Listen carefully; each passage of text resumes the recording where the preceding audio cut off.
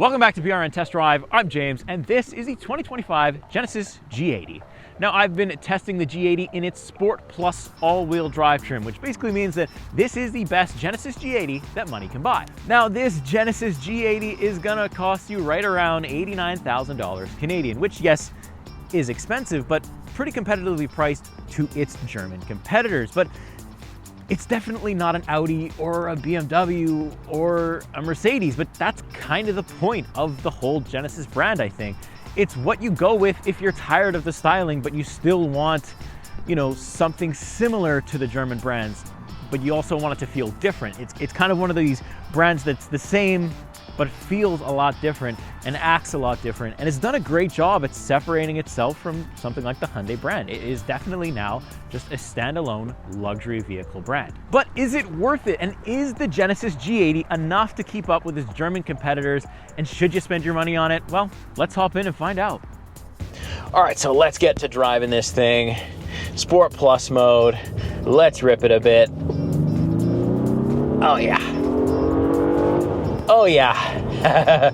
Oh yeah. Sport Plus all-wheel drive definitely lives up to that name. Like, it's not a really fast vehicle, but definitely having this 3.5 liter twin turbo V6 engine under the hood makes a big difference. I've also got 375 horsepower, 391 pound-feet of torque here. So I've got a lot of power for a otherwise luxury-oriented sedan, and that's why I say, it still keeps up with its German competitors because it is still pretty quick, just in a straight line. It comes with launch control and a whole bunch of other things. It's just we've got a lot of stuff for the price point here, and it drives really, really well. Even in Sport Plus mode, even in its most aggressive setting, this thing is really comfortable, really, really comfortable. It's kind of got that road preview technology where it'll be able to kind of scan the road, see if there's potholes, and on the fly adjust the dampening and the suspension according to what it sees. So if it sees a big hole, it will try its best to adjust the suspension so that I don't feel that big hole. And I can say that it is a technology that works very well. Now, usually I drive around in Sport Plus mode because you can see my gauge cluster here when I drive in Sport Plus mode. It looks like I've joined the dark side. It puts my gauge cluster in like lightsabers. But usually I drive in my mode where I have the engine in Sport Plus, but I have everything else basically in comfort. So I still get that pumped in noise that you hear there. I still get it, but it's a little bit more comfortable of an experience. It's a quick and comfortable experience, if you will. Now, like I said, ride quality, phenomenal. Handling, it's all right. It does drive a little bit like a boat. It is quite a heavy sedan. It's got a lot of space, but it's heavy. And that's to be expected, but you're not looking for this to be nimble. If you want something that's luxurious and nimble and sporty, go with the G70. Still got a V6 inside of it too, and it's still plenty fast for its size. But this is what you do if you want something with a lot of space, a little bit of speed, decent handling. You're going to be all right. It does have paddle shifters too. I never really am going to use them. They're plastic. I don't care to manually shift this thing. I'm going to let the automatic transmission do its magic, and it does a very good job of it. Visibility is very good. I've got that thing where if I turn on my turn signal, I've got cameras in the left and right, so I can always see my blind spot. It's easy to check though. Plenty of space there in the rear for checking blind spots. Big windshields, like I said. No digital rearview mirror, which would have been a nice touch, but definitely not a necessary one that I would think I wouldn't buy the vehicle because of that. I also got massage seats, which is very nice.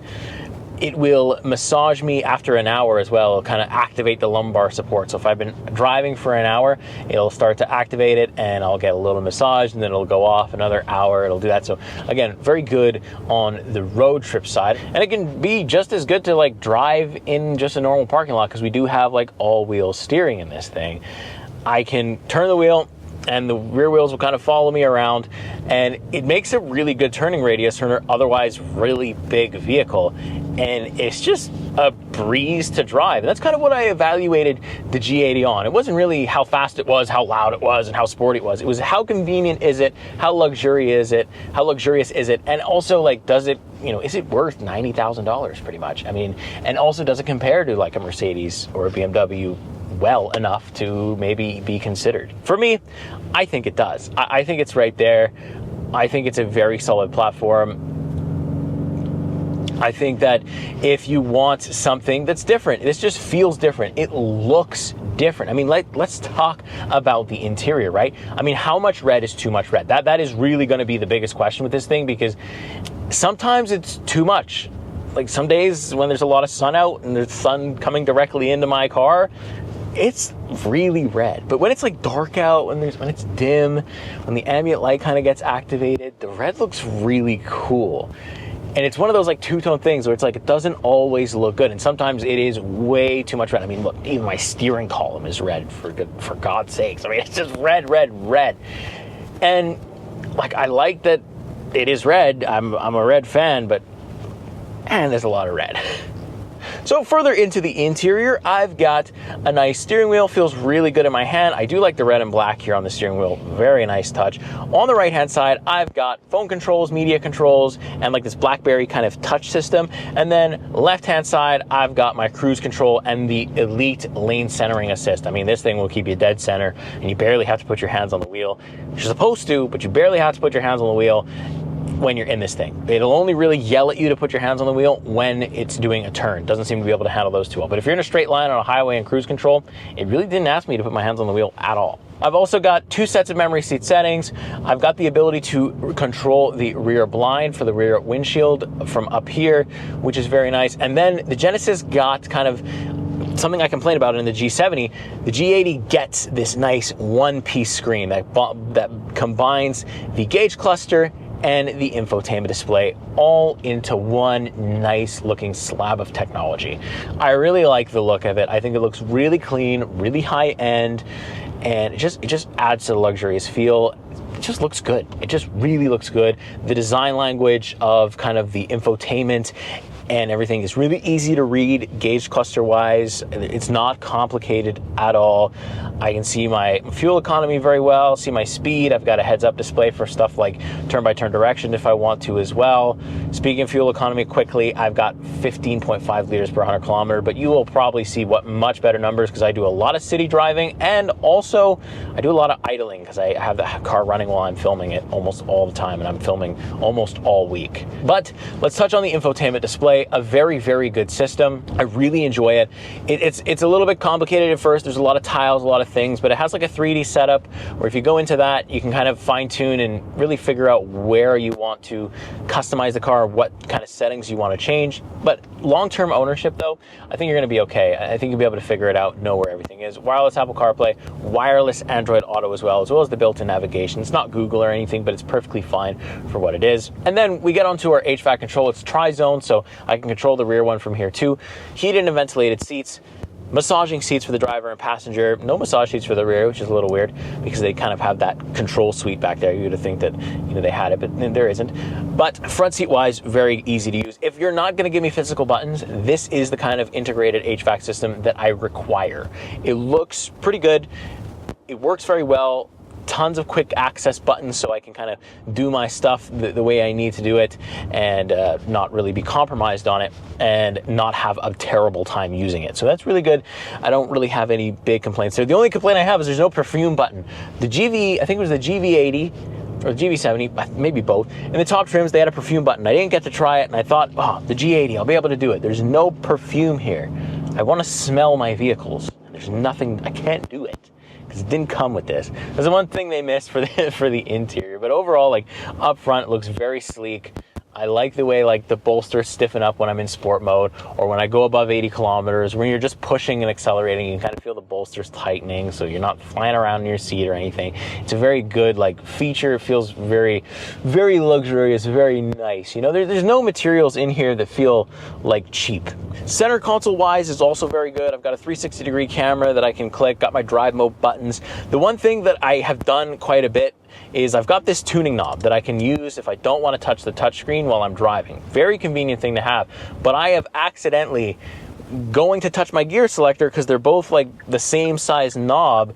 I've gone for the gear selector, but reached and started just twisting it I have my foot on the brake and I'm twisting. I'm like, why is it so loose? And I'm like, oh, it's because, you know, I'm not intelligent and I'm at the wrong dial. It was just like one of those things where long-term ownership, it's not going to be a problem. Short-term ownership, maybe I just lack motor skills. I don't know. But it was just one of those things where I was just like, oh, okay, but I do really love this knob, because when I am driving and I need to change a vehicle setting, this knob is really easy to get to where I'm going. And say I just want to change like the song, CarPlay wise, whatever I want to do, it's really, really good to just use this here. I've also got a wireless charging pad, 2 USB-C ports right here, and I've also got this guy. When I turn on my heated seat, driver or the passenger, my elbow will be warm because the armrest on the right-hand side is actually heated. Very cool, very luxurious. Again, one of those things, it's just ultimate luxury.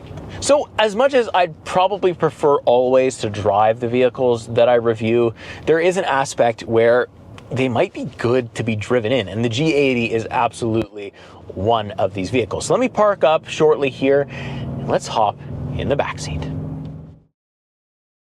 So now we're sitting in the back seat, which is a great place to spend time if, say, you just don't want to drive and you just want to be driven in. Now, I'm in the passenger seat behind the driver profile, got a ton of room, 5'11". I'm not even pressing against the seat. I have a ton of headroom, a ton of legroom. And should I, you know, not have a child and I had maybe a VIB passenger and the car seat wasn't here, I actually have controls to move the front passenger back, forward, whatever I want to do. I can push that seat all the way out of the way and just have like a first class driving seat, and I mean it, or passenger seat, and I think that is just really, really cool.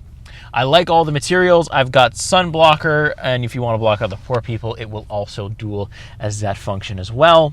I got the Bang & Olufsen system back here as well, so I'm just completely comfortable. I've got climate control back here. I can control how cold or hot the temperature is and where it comes from with some vents right here.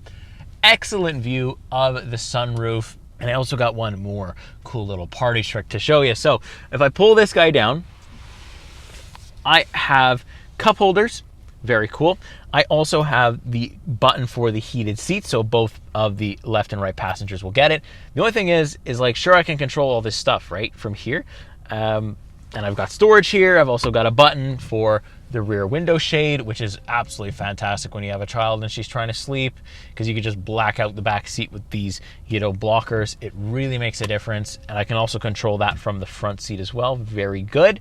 So the problem is if you have a middle passenger, which I guess in a, you know, real world owning this vehicle, you probably don't have a middle passenger. You probably have an SUV that you can drive around it. But if you get stuck and you do, well, you can't turn on your heated seats because there's no button to do that here. You'd have to probably ask the person, the driver up front, to do it for you. You can't actually do it. So if you do get stuck, you lose a little bit of that control too, because you can't, you know, activate the window by yourself. Again, you have to ask the driver to do it. Just one of those things that's like, well, it's cool that it's there, but if you do have a third person, it's just you're not gonna be able to control it. But most of the time, you know, it's just me and my wife. My wife will fold this guy back down here, even with the baby in the car as well, and she'll be able to control all the settings from back here. But overall, a very, very comfortable back seat. Phenomenally. I mean, the red is, yeah, a lot. like we said before, the red is quite a bit back here too. The red don't stop anywhere in this vehicle, and I mean, it's cool to see red make a comeback, honestly, in the back seat. Very comfortable, but yeah, very much a vehicle that I'd rather drive. So next we get to talk about the exterior design for the Genesis G80. Now, if you're saying in your seat at home that, well, it looks like a bigger G70, you're absolutely correct. It looks like they just took a G70 and made it longer, but I mean, this thing has more speed and more space and looks a little bit nicer, if I may, from the G70. I like the front end. I like kind of the classic design languages. I mean, the Genesis family has like family ties. So the front end, if you see a lot of the modern Genesis, is the same on the SUVs and the sedan. It's very, very similar. Like it's got that aggressive grille. It's like stealth wealth. They are all, especially the G80, very much a stealth wealth build, if you will. So what I mean by that is that, well, it maybe doesn't look that expensive to people who don't know what they're looking at. It is, and it's not so flashy either. So it's like, it's one of those under the radar kind of vehicles that still looks really cool. Now, the one thing I would change exterior design wise is actually the paint color, because although I really like the wheels and tires here, they kind of clash too much. I feel like I can't see the wheels that much because they're really close to the color of the rims. So I'd want a different paint color so that you see the rims just a little bit more, because they deserve to be seen. They're a very nice design. Now, as for trunk space and just back overall look, I like it, really no complaints. Again, you still have those family ties of the Genesis where, you know, it's those, you know, tail lights that wrap around the back of the car, but trunk space, a ton of it. Automatic opening and closing trunk as well, so that's all very nice. Got nice siding here, as you can see. This is the main shot that I have set up right now. And also, it's got a really cool feature in the top trim where it can kind of back up and go forward itself. A lot of the high-end Hyundais have this. You know, the new Hyundai Kona in the top trim has this ability. So there is still some family ties with Hyundai, but again, I'm still at the fact that they have separated themselves enough to not be called a Hyundai anymore. So let me show you how this works. So basically, got the car locked right now. You can see my mirrors have been folded this whole time, and I'll start the vehicle like this. Hold the button, and well, I'm not in a parking lot where I'm cornered, but say I was, I could hold this button right here, and hopefully I'm not too close to it, and it'll just walk away, just like that. And I can kind of take my vehicle for a walk if I want in an empty parking lot. It won't turn, it won't turn or anything, but there you go. There you go. It's gone. Let's see if I can bring it back. Come on back. See, say maybe you want to back into a spot for whatever reason. I don't know if that'll work. I don't know if that's gonna. Come on. Come on. Oh, I thought about it. I think I'm in its way. Hang on. Hopefully I'm still in the camera here. Come on. Oh. No, that's forward. Come on. Come back. Wait. I hear you thinking about it. Back up, reverse. It does do the reverse. Please trust me. Here, let's maybe go further. Well, it doesn't want to back up. I think I'm in the way. Well, there you go. It's out of the shot. Anyways, look, if you're in a tight spot, that's pretty cool. All right, I'm gonna go get my car. All right, so now that I've showed you basically everything there is to see of the G80, I guess the one thing left to do is kind of answer the question we asked at the beginning. Is it worth nearly $90,000 Canadian? I guess 80, around the 80,000 mark if you're American. And I have to say, it might actually be worth it, because there's nothing in here that feels cheap. There's nothing in here that makes me feel like, well, this is Hyundai. Although it does have some Hyundai-inspired features, but those features were good when they were Hyundais. It doesn't mean that they wouldn't be good because they slapped them on a Genesis and upped the price point. It just means that when you buy a Hyundai, you're getting like, or a calligraphy Hyundai that has some of these features, you're getting like a really good deal at a really good price point. But Hyundai doesn't use the materials that Genesis does. They don't look like Genesis. They don't use the same drivetrains really as Genesis. Genesis just feels different, and it feels different from a BMW, a Mercedes, or an Audi, and maybe, and in some cases, depending on which German brand you're going with, it has the same amount of horsepower, same amount of luxury features, and actually costs less. I know that was true for the G70. I couldn't find a Mercedes, BMW, or Audi that had the same amount of features and power for a cheaper price point. And I think that's where the Genesis shines. It's giving you a lot of that stuff for a cheaper price point.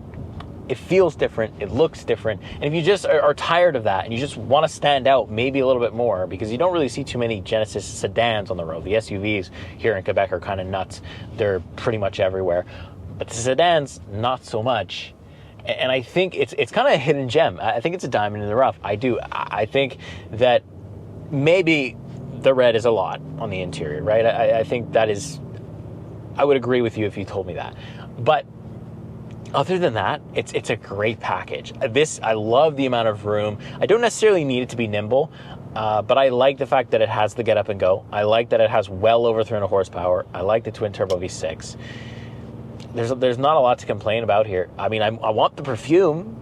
I do want that, you know. But my baby likes being driven in it. My wife likes being driven in it. I've got space for the stroller. I've got space for the family, and that's the most important thing as an adult with a family. I mean, and I kind of like it, the stealth luxury. It doesn't look too gaudy. It doesn't look too in your face, you know. It's just simply luxurious, simply cool to drive. cool to own, and cool to live with for a week. I like the rear wheel steering. I like the visibility.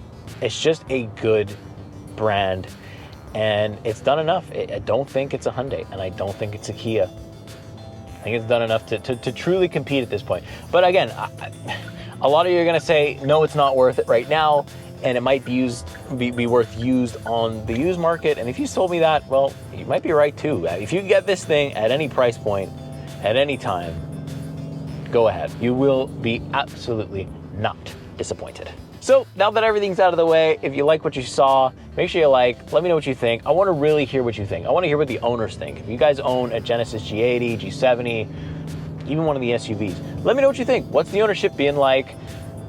How have you liked it? How's it been reliability wise? Because obviously I only have it for a week, so I have no idea what this thing would do in a month of ownership. How many things would break or how many things wouldn't break? I don't know.